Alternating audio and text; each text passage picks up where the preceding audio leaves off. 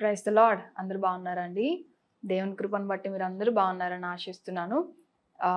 ఈ రీతిగా దేవుని యొక్క మాటలు చేత పట్టుకొని మీ అందరి ఎదుటికి రావడాన్ని బట్టి ప్రభుని ఎంతగానో స్తుతిస్తున్నాను. మరి వాక్యాన్ని ప్రారంభించే ముందు ఒక చిన్న ప్రార్థన ద్వారా వాక్య భాగాన్ని ప్రారంభించుకుందాం. ప్రార్థన. మమ్మల్ని ఆత్మీకులుగా ప్రేమించిన మా ప్రియ పరలోకపు తండ్రి, నీ ఘనమైన నామానికి స్తోత్రములు. మంచి వేళ కొరకే స్తుతిస్తున్నాం తండ్రి. ఎందరికో లేని భాగ్యాన్ని మీరు మాకు ఇచ్చిన విధానము కొరకే వందనాలు. ప్రభువా, నీ యొక్క మాటలు వినటం మాకెంతో ధన్యకరము. ఇటు ధన్యతను మీరు మాకు ఇచ్చారు. స్తుతిస్తూ ప్రార్థిస్తూ ఉన్నాం తండ్రి. వాక్యము వినచి ఉండగా ప్రభా ప్రతి ఒక్కరితో మీరు మాట్లాడండి. మరి ముఖ్యంగా నన్ను మీరు జ్ఞాపకం చేసుకోండి తండ్రి. నీ రెక్కల చోటను మరుగుపరిచి ఏ మాటలైతే మాట్లాడుకుంటున్నావో సూటిగా తేటగా నీ ప్రజలతో మాట్లాడి ఈ యొక్క వాక్యము వింటున్న ప్రతి ఒక్కరి జీవితాలని మార్చి నీకు దగ్గర చేయటకు కృప చూపించమని ప్రార్థిస్తూ యేసయ్య అతి పరిశుద్ధమైన ఘనమైన శ్రేష్టమైన నామమును బట్టి అతి మిక్కిలి వినయముతో ప్రార్థించడి పొందుకుంటున్నాను నా ప్రియ పరలోకపు తండ్రి. Amen, amen. మరి కొద్ది దినాలుగా మనము ఒక అంశాన్ని ధ్యానించుకుంటూ వస్తున్నాం కదా. ఆశ్రయపురము అనేటువంటి వాక్యాన్ని మనము ఇంతవరకు ధ్యానించాం. మరి అందులో 3 మాటలు, కెదెషు, షెకెము, హెబ్రోను అనే 3 మాటలు కూడా మనం ధ్యానించడానికి ప్రభు ఎంతగానో కృప చూపిస్తూ వచ్చారు. అయితే మరి ఈ దినం మందు మరి యొక్క మాటను మనం ధ్యానం చేద్దాం. యెహోషువ గ్రంథము 20వ అధ్యాయము 7-8 వచనాలు మనం చదివినప్పుడు 6 ఆశ్రయపురముల్లో మనం ఆల్రెడీ 3 ధ్యానించాం కదండి. ఈరోజు మనం ధ్యానించే ఆశ్రయపురం యొక్క పేరు ఏంటంటే బేసెరు. ఏంటండి ఈరోజు మనం ధ్యానించే ఆశ్రయపురం యొక్క పేరేంటి? బేసెరు. బేసెరు అంటే ఆ పదానికి అర్థం ఏంటి అని అంటే కోట, లేకపోతే ఒక బలవర్ధకమైన స్థలము, దుర్గము, ప్రాకారము గల ప్రదేశము అని చెప్పొచ్చు. సో ఇంకొక మాట ఏంటి అని అంటే బేసెరు అంటే ఇన్యాక్సెసిబుల్ ప్లేస్, అంటే ఎవ్వరు కూడా చేరలేని స్థలము, ఎవరు కూడా చేరలేని ప్రాంతము. సో ఈరోజు ఈ బేసెరు గురించి కొంచెం లోతుగా మనం ధ్యానం చేద్దాం, శ్రద్ధగా విందాం. ఈ బేసెరు అనుభవం, అది ఈ యొక్క బేసెరు అనే స్థలం ఇక్కడ రాయబడింది కదండి. ఈ ఆశ్రయపురము అది మన అనుభవంగా మారాలి అని ప్రభువు కోరుకుంటున్నాడు. కాబట్టి వాక్యాన్ని దేవుడు మనతో మాట్లాడుతున్నాడు. చూడండి, బేసెరు అంటే ఏంటి? ఒక కోట. మనం అనేకమైన పర్యాల వాక్యంలో చదువుతాం కదండి. చాలా పదాలు మనకి ప్రార్థన చేసేటప్పుడు కూడా అలా వచ్చేస్తూ ఉంటాయి. ఏంటా పదం అంటే, నాకు నువ్వు ఎత్తైన కోట, కోటగా ఉన్నావు, ఆశ్రయదుర్గముగా ఉన్నావు, నాకు ప్రాకారము గల స్థలముగా నీవు ఉన్నావు ప్రభువా అని మనం ప్రార్థన చేసేస్తాం. కానీ ప్రార్థన చేస్తాం కానీ మనము ఏదైనా కొన్ని ప్రతికూలమైన పరిస్థితులు వచ్చినప్పుడు మనం చాలా కృంగిపోతూ ఉంటాం. నిజమే కదా, నాకు ఒక ప్రాకారము గల స్థలమైన నా దేవుడు నాకున్నాడు కదా, లేకపోతే ఒక ఆశ్రయపురము నాకు ఉంది కదా అనేటువంటి విషయాన్ని కూడా మనం మర్చిపోతాం. కానీ ఈరోజు మనం ఒకటి గుర్తుపెట్టుకోవాలి. ఏంటి అని అంటే, నిజముగా యేసుక్రీస్తు ప్రభు యొక్క రక్తము చేత కడగబడిన ప్రతి ఒక్కరూ మనము ఈ లోకంలో ఎన్నో పోరాటాలు గుండా వెళ్తూ ఉంటాం, శ్రమల గుండా వెళ్తూ ఉంటాం. కానీ ఆ పరిస్థితుల్లో మనం ఒకటి గుర్తుపెట్టుకోవాలి. ఏంటి అని అంటే, ప్రాకారము గల స్థలము మనకు ఒకటి ఉంది, ఆశ్రయపురము మనకు ఒకటి ఉంది, మనకు కోట కలిగిన స్థలం ఒకటి ఉంది అని గుర్తుపెట్టుకోవాలి. అయితే ఈ కోట కలిగిన ప్రదేశానికి ఉన్న ఆ విశిష్టత ఏంటి, లేకపోతే దానికి ఉన్న ఆ ప్రాముఖ్యత ఏంటి అని మనం ఆలోచించినప్పుడు వాక్య భాగంలో కూడా మనం చూస్తే ఎరికో అనే ఒక ప్రాంతం ఉందంట. ఆ ప్రాంతము చాలా చిన్నదే, ఆ ప్రదేశము చాలా చిన్నదే. కానీ దానికి ఉన్న విశిష్టత ఏంటి అని అంటే, అది గొప్ప గోడలు కలిగిన ప్రదేశం అంట. గొప్ప కోట, లేకపోతే ఒక గొప్ప ప్రాకారముతో అది నిర్మించబడ్డ ఆ ప్రాంతము చుట్టూ ఏముంది అని అంటే పెద్ద పెద్ద గోడలు నిర్మించబడి ఉన్నాయి. కనుక శత్రుదేశం ఏదైతే దాని మీద యుద్ధం చేయడానికి వస్తుందో ఆ ప్రాంతము చూసి భయపడడము కాదు, కానీ ఆ పెద్ద పెద్ద గోడలు చూసి అనుకుంటాయంట, ఇంకా మనం దీన్ని ఎట్లాగూ జయించగలము, లోపలికి మనం వెళ్ళే ఛాన్సే లేదు కదా అని చెప్పి ఆ గోడలు చూసే భయపడిపోతారంట ఎవరు? శత్రు సైన్యము. అయితే ఈరోజు మనం ఒకటి గుర్తుపెట్టుకోవాలి, క్రైస్తవులంగా మనకు కూడా ప్రాకారము గల ఒక ప్రదేశం ఉంది, లేకపోతే మన చుట్టూ ఒక కోటగా మన దేవుడు మనకున్నాడు అనేది మనం గుర్తుపెట్టుకోవాలి. అయితే ఈ యొక్క ప్రాకారం యొక్క విశిష్టతను గురించి కొన్ని విషయాలు చెప్పాలనుకుంటున్నాను. చూడండి, ఈ యొక్క ప్రాంతము చుట్టూ ఎప్పుడైతే కోట ఉంటుందో, లేకపోతే ఒక దుర్గముగా ఎప్పుడైతే గోడలు నిర్మించబడి ఉన్నాయో దాని ఎందుకు వాటి యొక్క మీనింగ్, లేకపోతే అవి ఎందుకు నిర్మించబడ్డాయి, ఆ ప్రదేశం యొక్క విశిష్టత ఏంటి అని మనం ఆలోచించినప్పుడు చూడండి, అదంట శత్రువుల నుంచి రక్షణగా ఉంటుంది. ఏం చెప్పండి? కోట అనేది ఎలా పనిచేస్తుంది, లేకపోతే ఆ ప్రాకారములు ఎలా పనిచేస్తూ ఉంటాయనంటే, ఆ దుర్గములు ఎలా పనిచేస్తూ ఉంటాయంటే శత్రువు నుంచి రక్షణగా పనిచేస్తూ ఉంటాయి. అంత మాత్రమే కాదు, సురక్షితమైన ఆశ్రయముగా ఉంటుందంటండి. ఈ ప్రాకారము గల ప్రాంతం ఏదైతే ఉందో అదొక సురక్షితమైన ఆశ్రయంగా ఉంటుంది. అంటే చూడండి, ఎప్పుడైతే శత్రువు ముట్టడించినప్పుడు లోపల వ్యక్తులకి ఆహార సరఫరా కానీ, నీరు కానీ ఏమి కూడా ఉండవు కదా. మరి లోపల ఉన్న వారికి మరి ఆహారము, నీరు ఎట్లా అంటే ఆ ప్రాంతంలోనే అవసరమైనవన్నీ కూడా ఆ ప్రాంతంలో ఉంటాయంట. ఎక్కడంటే ఆ ప్రాకారము గల ప్రాంతములో ఎప్పుడైతే చుట్టూ శత్రువు ముట్టడిస్తాడో బయటకు వెళ్ళడానికి కుదరదు కాబట్టి అక్కడే కావాల్సిన ప్రొవిజన్ అంతా ఉంటుంది అని అంటే దాని అర్థం ఏంటండి? ఎప్పుడైతే మనము ఈ ప్రాకారము గల ప్రాంతంలోనికి వస్తామో, లేకపోతే నా దేవుడు నా కోట అంటున్నాం కదండి, చుట్టూ ఎప్పుడైతే ఆయన మనకు కోటగా ఉంటున్నాడో ఆశ్రయదుర్గమైన దేవుళ్ళలోనికి మనం ఎప్పుడైతే వచ్చేస్తున్నామో, మొదటిది శత్రువు నుండి రక్షణ మాత్రమే కాదు, రెండోది ఏం జరుగుతుందంటే అక్కడ మనకు కావలసిన వనరులు అంతా ఎక్కడుంటుందంటే ఆ ప్రాకారము గల ప్రాంతములో ఉంటుందంట. అందుకే చూడండి, యెషయా గ్రంథం 33వ అధ్యాయము 16వ వచనాన్ని మనం చదివితే అక్కడ ఒక అద్భుతమైన మాట ఏమని రాయబడిందంటే, యెషయా గ్రంథం 33వ అధ్యాయము 16వ వచనం.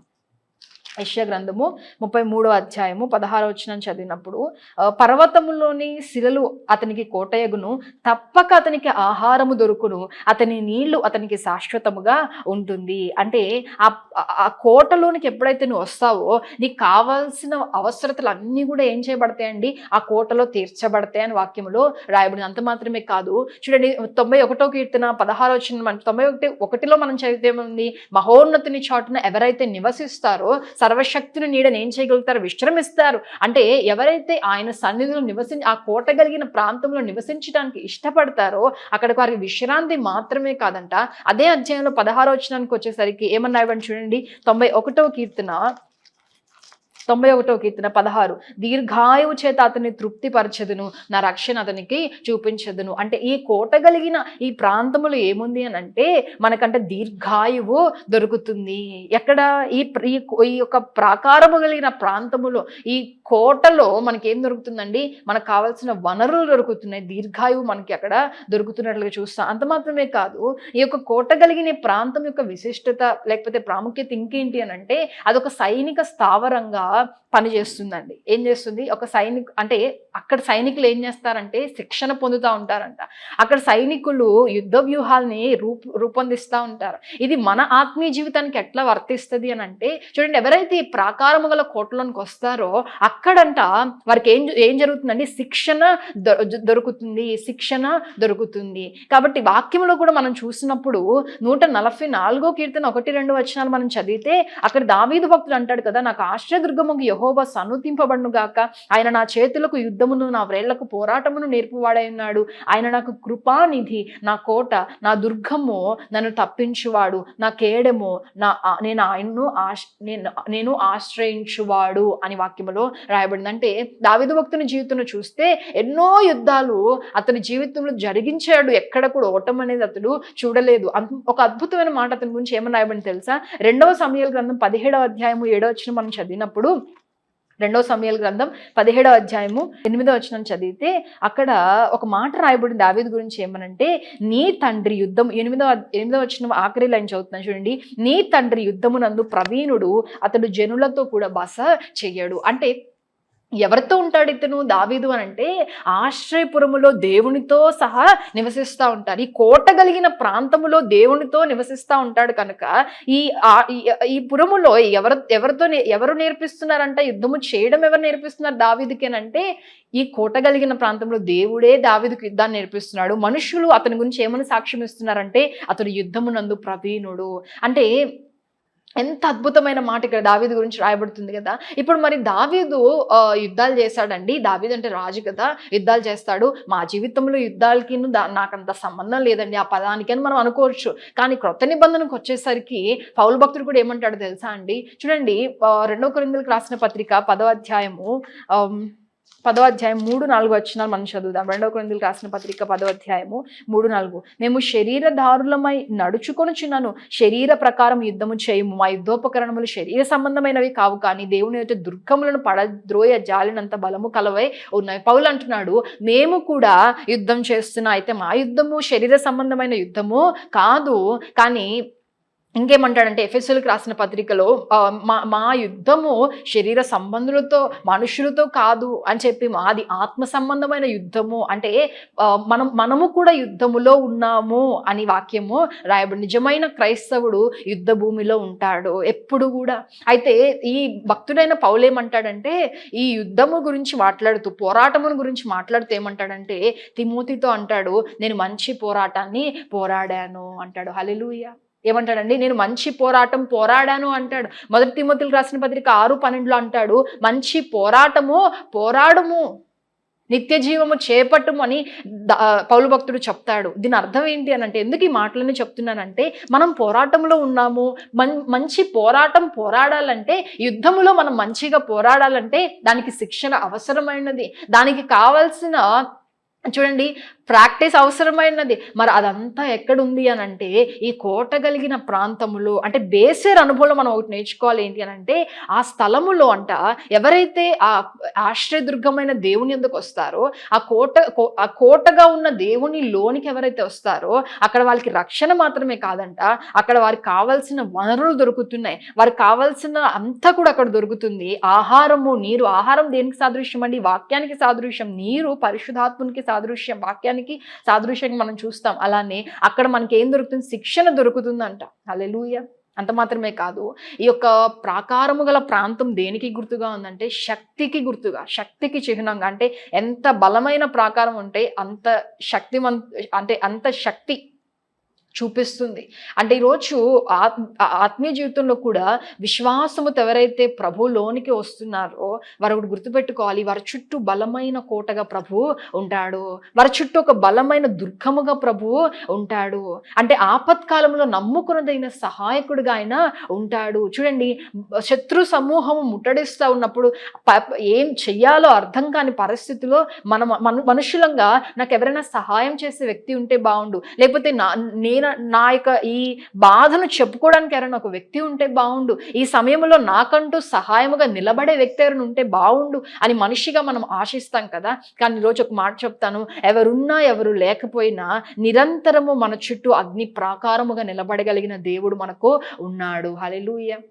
ఎలా ఉంటాడంటండి? ఆయన అగ్ని ప్రాకారముగా ఆయన మనకు నిలబడతాడు. చూడండి, అందుకే కీర్తనల గ్రంథం 31వ అధ్యాయము 2-3 వచనాలు ఒకసారి మనం చదివితే అక్కడ ఏమని రాయబడిందంటే, నాకు నీ చెవియొగ్గి నన్ను త్వరగా విడిపించుము, నన్ను రక్షించుటకు నాకు ఆశ్రయశైలముగాను ప్రాకారము గల ఇల్లుగాను ఉండుము, నా కొండ నా కోట నీవే, నీ నామమును బట్టి త్రోవ చూపి నన్ను నడిపింపుము, నా ఆశ్రయదుర్గము నీవే అంటున్నాడు. ఎవరండి? దావీదు భక్తుడు. అంటే దావీదు భక్తునికి ఒకటి తెలిసి ఏంటంటే, నాతో ఎవరున్నా లేకపోయినా, నాకు ఎవరు సహాయకులుగా ఉన్నా లేకపోయినా, నన్ను విడిపించుటకు నాతో ఎవరున్నా లేకపోయినా నమ్మదగిన ఒక స్నేహితుడు నాకున్నాడు. ఆయన నాకు ఎలా ఉంటాడంటే, శత్రువు ముట్టడి వేసినప్పుడు, అన్ని వైపులా నేను కొట్టబడుతున్నప్పుడు నేను పరుగెత్తుకొని వెళ్ళి దాగుకొని, లేకపోతే నేను పరుగెత్తుకొని వెళ్ళి ధైర్యముగా ఒక స్థలము నాకుంది, అదేంటంటే ఆ దేవుడే నాకు ఆశ్రయదుర్గముగా ఉంటాడు అని ధైర్యముతో మాట్లాడుతున్నాడు. ఎవరండి? దావీదు భక్తుడు. ఆయన అనుభవంతో చెప్తున్నాడు ఏమనంటే, ఆయనే నాకు ఆశ్రయ దుర్గము. హల్లెలూయా. అంత మాత్రమే కదా, ఆయన ఏమంటాడంటే, ఆయన మనల్ని అసహించుకునే దేవుడు కాదు, ఆయన త్రోసివేసే దేవుడు కాదు, ఆయన మనకు ఒక దుర్గముగా ఉండే దేవుడు అయినాడు. అయితే చూడండి, మన జీవితాలకు చూడండి, మన ఆత్మకు ఆయన ఏం చేశాడండి? ఆయన రక్తము చేత మనల్ని కడిగి శుద్ధీకరించి ఆయన రక్తపు కోటను మన చుట్టూ వేసి ఉన్న దేవుడై ఉన్నాడు. హల్లెలూయా. అందుకే ఆయన రక్తము మనకి ఎలా ఉందంటే ఒక కోటగా మన జీవితాలకు ఉంది. అయితే ఒక మాట చెప్పాలని ఆశపడుతున్నాను. చూడండి, ఆయనంట నీతిమంతుల మీద అనీతిమంతులు, మంచివారి మీద చెడ్డవారి మీద వర్షమును పంపిస్తున్నాడు, అలానే సూర్యుని కూడా పంపిస్తున్నాడు, వాక్యంలో రాయబడింది కదా. మరి అందరి ఎడల ఆయన ఏమాత్రం భేదం లేకుండా వర్షాన్ని పంపిస్తున్నాడు. కావాల్సినవి అన్నీ పంపిస్తున్నాడు. లేక చూడండి, నువ్వు నన్ను నమ్మలేదు కాబట్టి నేను నీకు వర్షం ఇయ్యను అని ఏమన్నా అంటున్నాడండి? అందరికీ పంపిస్తున్నాడు. మరి అందరి ఎడల అందుకే వాక్యం ఏం చెప్పిందంటే 2 తిమోతిలకు రాసిన పత్రిక 2:13 మనం చదివితే, మనము ఆయన ఎడల నమ్మదగిన వారముగా లేకపోయినా ఆయన మన ఎడల నమ్మదగిన వాడుగా ఉన్నాడు అని వాక్యం రాయబడింది కదా. మరి అందరి ఎడల ఆయన కృప చూపించి అందరికీ వర్షాన్ని పంపించి, చూడండి ఆ మాట ఒకసారి చదువుదామా? మత్తయి సువార్త 5వ అధ్యాయము 45వ వచనం చదివితే, ఎందుకు ఈ మాట చెప్తున్నానంటే, చెడ్డవారి మీద మంచివారి మీద సూర్యుని ఉదయింప చేస్తున్నాడంట, వర్షాన్ని పంపిస్తున్నాడు కదా. మరి అందరికీ ఆయన తన కృపను కనపరుస్తున్నప్పుడు తన రక్తపు కోటలో దాగి ఉన్న మనకు మరి ఆయన ఇంకా ఎంత ఉన్నతమైన కృపను చూపించడానికి ఆయన ఇష్టపడతాడండి. చూడండి, నమ్మదగిన వారముగా మనం లేకపోయినా నమ్మదగిన వాడుగా ఆయన ఉన్నప్పుడు, మనం ఆయన రక్తపు కోటలోనికి వచ్చామన్న ధైర్యం మనకు ఉన్నప్పుడు, ఆ కోట మన చుట్టూ ఒక బలమైన కోటగా, చూడండి ఒక మాట చెప్తాను, we are heavily protected by God. మనము ఆయన చేత మనం రక్షణ పొందుతున్న వారమై ఉన్నాం. ఆయన రక్తము మన చుట్టూ అగ్ని కంచిగా ఉన్నప్పుడు ఈరోజు దేనికి భయము? ఈరోజు మనకి చాలాసార్లు మనం అన్ని విషయాలకి భయపడుతూ ఉంటాం. చూడండి, అపవాదికి భయపడేవారు నిజమైన చూడండి, క్రైస్తవులే అపవాదికి ఎంత భయపడతారంటే, అమ్మో దెయ్యం వచ్చి పడిపోతుంది. చూడండి, నిజంగా చెప్తానండి, నిజంగా క్రైస్తవులంగా అపవాదికి మనం ముట్టే ఛాన్స్ ఉందా అండి? దేవుడు వాడి కోరల్ని విడిచేశాడు, వాడి శక్తిని అంతటిని కూడా నశింపచేశాడు. అయినా కూడా మనం ఏం చెప్తాం తెలుసా? దెయ్యం పట్టింది. ఎవరికి దెయ్యం పట్టిందంట? విశ్వాసికి ఏం పట్టిందంట? దెయ్యము పట్టింది. సాధ్యమేనా అండి? అంటే ఆ రక్తపు కోట నుంచి నువ్వు బయటకు వస్తున్నావు అర్థం చేసుకోవాలి. చూడండి, మాకు బాగా తెలిసిన ఒక అక్క కూడా ఇట్లానే విశ్వాసే, మంచి విశ్వాసే, కానీ ఇలా దెయ్యం పట్టిందని తీసుకొస్తే అందరం కలిసి ప్రార్థన చేస్తాం, అయిపోయింది. ఇంటికి వెళ్ళిన తర్వాత మళ్ళా వస్తుంది అని చెప్పి భయపడుకుంటా, భయం ఉంది అని చెప్పి తీసుకొస్తే పడుకోవడానికి వచ్చారు మందిరంలో. అయితే నేను చెప్పాను, ఆ రోజు అక్కకి వాక్యం చెప్పి నేను ఒకటే మాట చెప్పాను, నువ్వు దేవుని యందు అంటే రక్షణ పొంది బాప్తిసం తీసుకున్న బిడ్డ తను. చెప్పాను, నువ్వు దేవుని యొక్క రక్తము చేత కడగబడి శుద్ధీకరించిన తర్వాత నీ మీద అపవాదికి ఎటువంటి అధికారము లేదు, నువ్విస్తున్నావు పర్మిషన్ అని చెప్పి తనకి కొంతసేపు వాక్యం చెప్పి బలపరిచిన తర్వాత ఒకటే ప్రార్థన, నేనేం చెప్పానంటే, నమ్ము, నువ్వు ఆయన రక్తము క్రిందకి నిన్ను నువ్వు అప్పగించుకో, ఆయనకి నిన్ను అప్పగించుకో అని చెప్పిన తర్వాత మరి ఎప్పుడు కూడా దెయ్యం పడుతుందని మరలా ఎప్పుడు వాళ్ళు రాలేదండి. ఎందుకు చెప్తున్నానంటే, నిజమైన క్రైస్తవుడు ఎప్పుడు కూడా ఈ మాట అనకూడదు, దెయ్యం పడుతుంది. ఎందుకు పడుతుంది మనకి అంటే, నిజంగా క్రీస్తు రక్తపు కోటలో భద్రపరిచిన వాడిని దెయ్యం పడుతుందా? పట్టదు. కానీ మనం బయటకు వెళ్ళకూడదు ఆ కోటలోంచి, అది గుర్తుపెట్టుకోవాలి. తర్వాత చూడండి, మన మీద ఈ రక్తపు కోట కిందకు వచ్చిన వారి మీద శాపం పనిచేస్తుంది. కొంతమందికి వాళ్ళు చెప్పించారండి, వీళ్ళు చెప్పించారండి, భయముతో బ్రతుకుతున్నారు. కొంతమంది మరణ భయము, అరే రేపేం సంభవిస్తుందో, లేకపోతే బయటకు వెళ్ళారు ఏమైపోద్దో అని భయం. చూడండి, అరే నువ్వు మరణానికి ఇంకా భయపడుతున్నావు అంటే క్రీస్తు సిలువను వెక్కిరిస్తున్నాను గుర్తుపెట్టుకోవాలి. చూడండి, యేసుక్రీస్తు ప్రభు ఎందుకు వచ్చారు ఈ లోకానికి అంటే, ఆయన మరణము యొక్క కోరలను ఆయన విరిచివేశారు. మరణము అనగానే మనం ఈ లోకంలో మనుషులు చనిపోతారు కదండి, అది మరణం అనుకుంటున్నారు. నిజమైన క్రైస్తవుడు గుర్తుపెట్టుకోవాలి, అది మరణము కానే కాదు. మనకి రెండవ మరణం ఉంది, అది నిజమైన మరణము. కానీ క్రీస్తులో ఉన్న వారికి ఆ రెండవ మరణం ఏమాత్రము కూడా వారి మీద అధికారము లేదు. కాబట్టి రోజు మరణం అంటే మనం భయపడిన అవసరం లేదు. ఎందుకంటే ఇది నిజమైన మరణం కానే కాదు, ఇది నిజమైన మరణం కానే కాదు. కానీ రెండవ మరణం ఉంది, దాని నుంచి ప్రభు మనల్ని విడిపించేశారు. ఆయన రక్తముతో మనల్ని కడిగి శుద్ధీకరించి ఆ మరణానికి మనం ఇంకా చూడండి, ఆ రెండవ మరణానికి మనము చేరలేనంత ఎత్తులో దేవుడు మనల్ని పెట్టేశాడు. హల్లెలూయా. అంటే చేరలేని ప్రాంతంలో మనల్ని పెట్టేశాడే.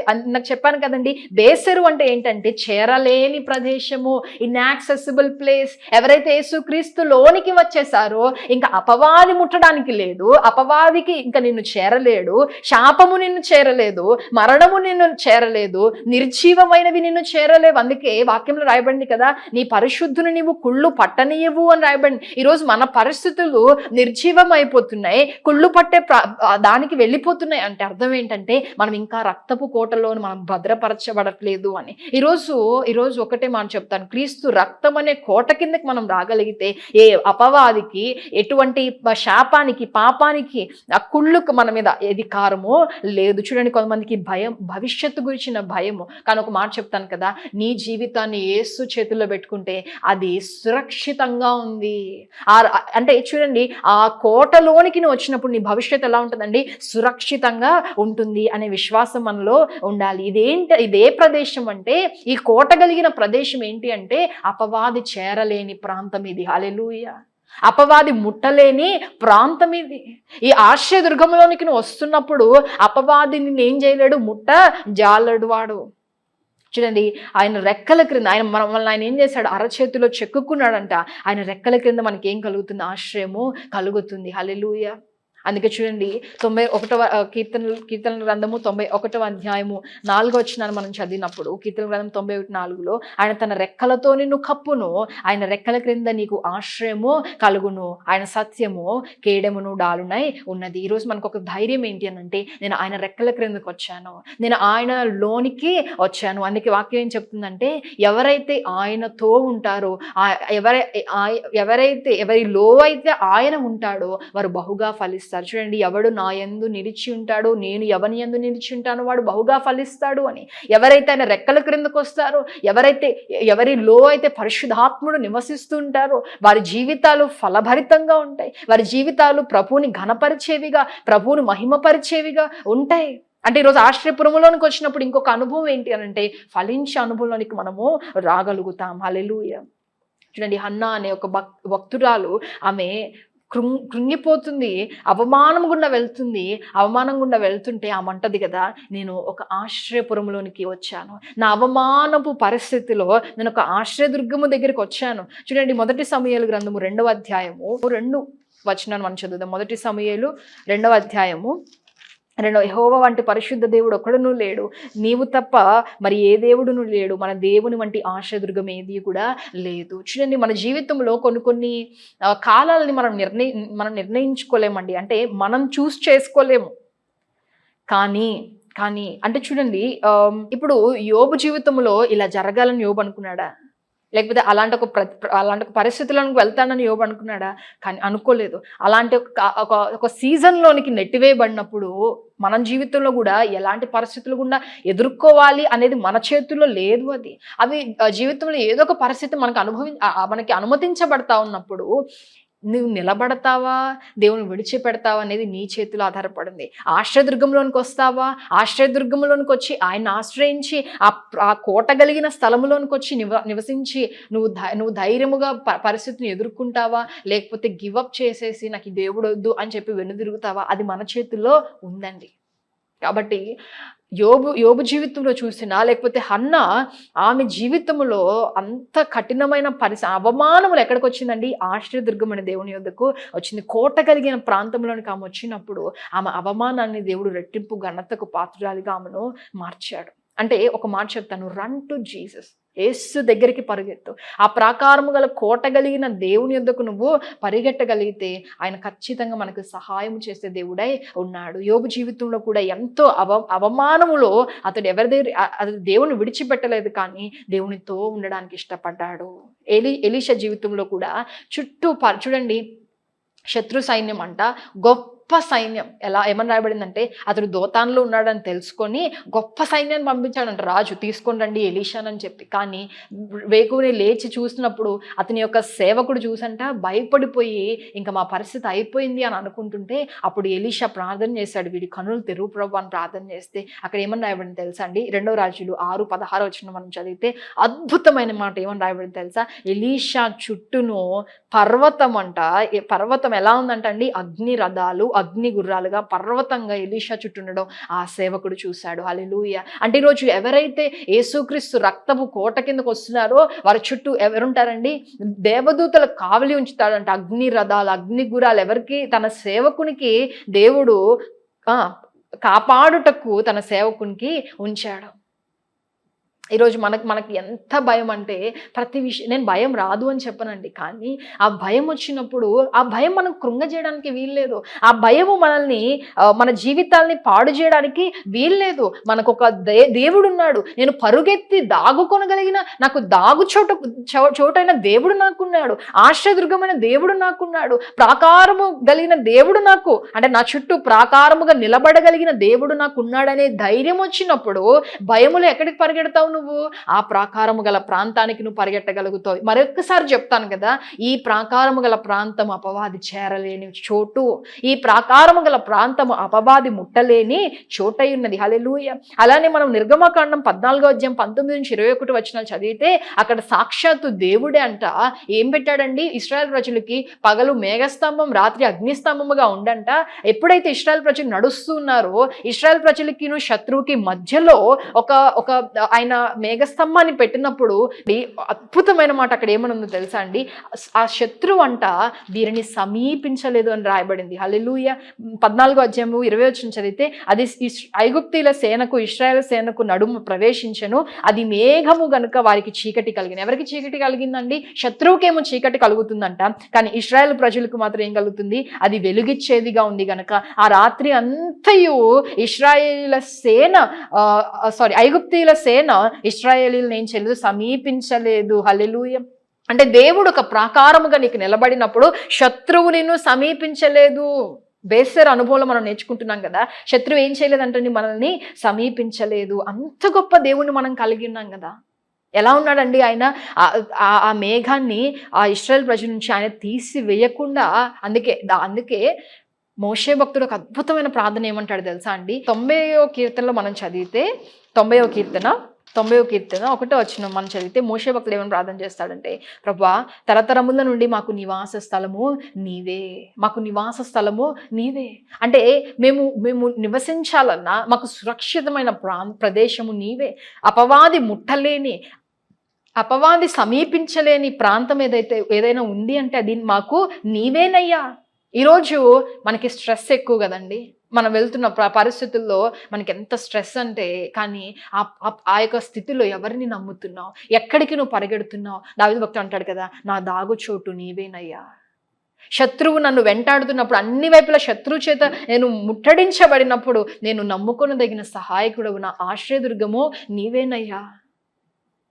ఎందుకంటే నాకు ఎత్తైన కోటగా నీవున్నావు, నా కొరకు ప్రాకారముగా నీవున్నావు, నాకు ఒక కోటగా, అపవాది ముట్టజాలని ప్రాంతముగా నీవు నాకు ఉన్నావు. అందుకే దావీదు భక్తుడు ఎంత అనుభవపూర్వకంగా చూడండి. దావీదు భక్తుడి జీవితంలో మనం చూస్తే ఎప్పుడు కూడా ఎన్నో శ్రమలు దావీదు భక్తుడు అనుభవించాడు తన జీవితంలో. సౌలు చేత తరమబడ్డాడు, అభిషేకం చేత తరమబడ్డాడు, ఎన్నో శ్రమలు జీవితకాలంలో అనుభవించినా కూడా అతను ఎందుకు ధైర్యంగా ఉండగలిగాడంటే, ఎన్ని శ్రమలు తరిమినా కూడా ఏది అతని ముట్టలేకపోయింది, ఏది అతన్ని సమీపించలేకపోయింది, ఏది కూడా దావీదుని అంటే చూడండి, దావీదు జీవితాన్ని ముట్టలేకపోయా. ఎందుకనంటే అతడు ఎవరిలో నివసిస్తున్నాడంటే మహోన్నతుడైన దేవుని రెక్కల చోటన నివసిస్తున్నాడు.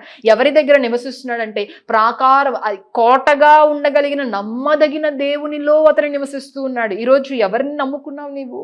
అదే దేవుణ్ణి కదా నమ్ముకున్నావు. అందుకే చూడండి, కీర్తనల గ్రంథము 9:9 కూడా మనం చదివితే ఒక అద్భుతమైన మాట అక్కడ ఏమందంటే, నలిగిన వారికి తాను మహాదుర్గమగును, ఆపత్కాలంలో వారికి మహాదుర్గమగును, యెహోవా నిన్ను ఆశ్రయించి వారిని నువ్వు విడిచిపెట్టు వాడవు కావున నీ నామం ఎరిగిన వారు నిన్ను నమ్ముకుంటారు. హల్లెలూయా. అంటే మనకు ఒక ధైర్యం ఏంటి అని అంటే, నలిగిపోయిన పరిస్థితుల్లో, నలిగి విరిగిపోయిన పరిస్థితుల్లో నాకు ఆశ్రయదుర్గమైన వాడొకరు ఉన్నాడు, నేను నమ్ముకొనదగిన సహాయకుడు నాకు ఉన్నాడు, నాకు ప్రాకారముగా ఉండగలిగిన దేవుడు నాకు ఉన్నాడు. ఏది కూడా నన్ను ముట్టజాలకుండా, నాకు సాతానికి లేకపోతే నాకు శత్రువుకి మధ్యలో అడ్డుగోడగా నిలబడగలిగిన, కోటగా నిలబడగలిగిన ఆశ్రయదుర్గమైన దేవుడు నాకు ఉన్నాడు అనే ధైర్యము నీకు ఉన్నప్పుడు ఏది కూడా నిన్నేది చెయ్యలేదు లోకంలో. హల్లెలూయా. అందుకే చూడండి, మళ్ళీ చెప్తాను కదా, we are heavily protected by God. కానీ మనకేమైనా విశ్వాసము ఉండాలి. మనకి ఆ విశ్వాసముతో ఆ కోటలోనికి ప్రవేశించే ఆ విశ్వాసం ఉండాలి. అందుకే మనం నూతనమైన మార్గంలో ప్రవేశిస్తున్నాం. ఎవరి ద్వారా అంటే క్రీస్తు శరీరము ద్వారా, ఆయన రక్తము ద్వారా నూతనమైన మార్గంలో మనము ప్రవేశించామని వాక్యంలో రాయబడింది కదా హెబ్రీయులకు రాసిన పత్రికలో. కాబట్టి ఈరోజు ఆయన రక్తము ద్వారా ధైర్యముతో కృపాసనం దగ్గరికి, ఆయన రక్తము ద్వారా ఆ కోట కలిగిన ప్రాంతంలోనికి మనము వచ్చే అనుభవంలోనికి మనం రాగలగాలండి. హల్లెలూయా. అందుకే చూడండి ఒక మాట చెప్పి ముగించాలని ఆశపడుతున్నాను. అపవాది ఎవరిని మృంగేద్దామా అని చెప్పి తిరుగులాడుతా ఉన్నాడు కదా! ఎవరిని మృంగుదామా అని వాడికి సమయం కొంచెముగా ఉంది. కాబట్టి ఎవరిని మృంగుదామని తిరుగుతున్నాడు. కానీ ఒక్క మాట చెప్తాను చూడండి. అపవాది మృంగేద్దామని తిరుగుతున్న ఈ సమయంలో, శత్రువు తిరుగుతున్న ఈ సమయంలో మనల్ని మనం ఎక్కడ దాచుకోవాలి అనంటే ఈ కోట అనే కోట వెనక మనం ఏం చేయాలంటే దాగుకొని ఉండాలి. ఈ ఆశ్రయపురములో మనం దాగుకొని ఉండకపోతే అపవాది మన జీవితాల్ని నాశనం చేస్తాడు. చూడండి వాక్యంలో ఏమని రాయబడిందంటే ఇర్మియా గ్రంథము 9వ అధ్యాయము 21 వచ్చిన మనం చదివినప్పుడు అక్కడ ఏమని రాయబడిందంటే వీధులలో పసిపిల్లలు లేకుండా, రాజమార్గంలో యవ్వనులు లేకుండా వారి నాశనము చేయటకు మరణం ఏం చేస్తుంది, కిటికీలను ఎక్కుతుంది. ఈరోజు యవ్వన బిడ్డల జీవితాలు మనం చూస్తే ఎంత పాడైపోతుందో మనం చూస్తున్నాం కదండి. కానీ ఈరోజు మనం ఏం చేయాలి తెలుసా, మన బిడ్డల్ని ఈ రక్తపు కోటలోనికి మనము తీసుకురాగలగాలి. మన బిడ్డల చుట్టూ ఈ రక్తపు కంచెని మనం వేసుకోగలిగిన వారముగా ఉండాలి. అందుకే విలాపవాక్యం 2:19 మనం చదివితే అక్కడ ఒక అద్భుతమైన మాట ఏమని ఉందంటే, మీరు మీ బిడ్డల కొరకు మీ పసిపిల్లల ప్రాణము కొరకు మీ చేతులు ఆయన తట్టు ఎత్తుము అని వాక్యంలో రాయబడింది. ఈరోజు మనం ప్రార్థించవలసిన సమయంలో ఉన్నాము, పని చేయవలసిన సమయంలో ఉన్నాము. మనం ఎంత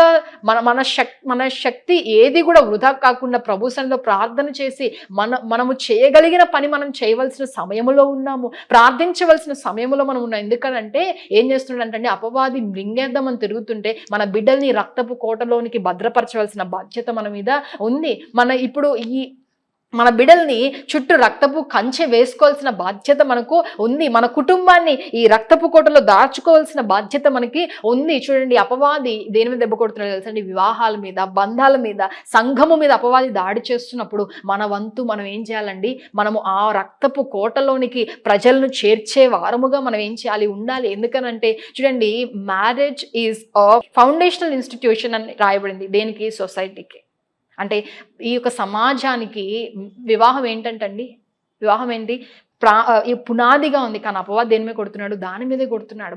బలంగా దెబ్బ కొడుతున్నాడు, బంధాల మీద దెబ్బ కొడుతున్నాడు, సంఘం మీద దెబ్బ కొడుతున్నాడు. కానీ ఈరోజు దేవుని బిడ్డలుగా ఒక్క మాట నేను చెప్పాలని, మిమ్మల్ని మీరు దాచుకోవాల్సిన అవసరం మీ పైన ఉంది. ప్రార్థించి అనేక మందిని దాయవలసిన అవసరత, అనేక మంది ఆ రక్తపు కోటలోనికి నడిపించవలసిన అవసరత, ఆ బాధ్యత సంఘమైన నీ మీద నా మీద ఉందని ప్రభువు మాట్లాడుతున్నాడు. కాబట్టి ఈరోజు కృతజ్ఞత కలిగి ఉందాం. ప్రభువా, నన్ను నీ రక్తపు కోటలో దాచావయ్యా. అవమానము, నలిగిన పరిస్థితుల్లో, భయములలో, వేదనలో, శత్రువు చేత తరమబడుతున్న పరిస్థితుల్లో, యుద్ధములలో, అన్ని పరిస్థితుల్లో నీ రక్తపు కోట కిందకు నన్ను తీసుకొని వచ్చి దాచావు. అందరికై కృతజ్ఞతలు చెల్లిస్తున్నాను. కృతజ్ఞత చెప్తూ నీ వంతు ప్రయాసను పడాలి అని ప్రభు మాట, నీ వంతు పరిచర్య నువ్వు చేయాలి అని ప్రభు మాట, నీ వంతు ఎంతమందిని ఆ రక్తపు కోటలోనికి ఆశ్రయదుర్గమైన దేవుని సన్నిధికి నువ్వు నడిపించగలవు, నువ్వు నడిపించాలని ప్రభు మాట్లాడుతున్నాడు. సన్నిధిలో ఆ రక్తపు కోటలో ఏముందండి, భద్రత ఉంది. కాబట్టి ఏ పరిస్థితి అయినా ఈరోజు ఈ వాక్యము ద్వారా మీరు పొందుకోవాల్సిన బలం ఏంటంటే, ఎలాంటి పరిస్థితి వచ్చినా నేను దాగుకొనగలిగిన చోటు నాకు ఉంది, ప్రాకారము కలిగిన చోటు నాకు ఉంది. ఆయన ఎవరో కాదు, ఆయన యేసుక్రీస్తు ప్రభువారు. దేవుడి కొద్ది మాటలు మన వినికిడిలో దీవించి అది కేవలం మాటగా కాకుండా ఇది మన అనుభవంగా ప్రభు మార్చునుగాక. ఆమెన్.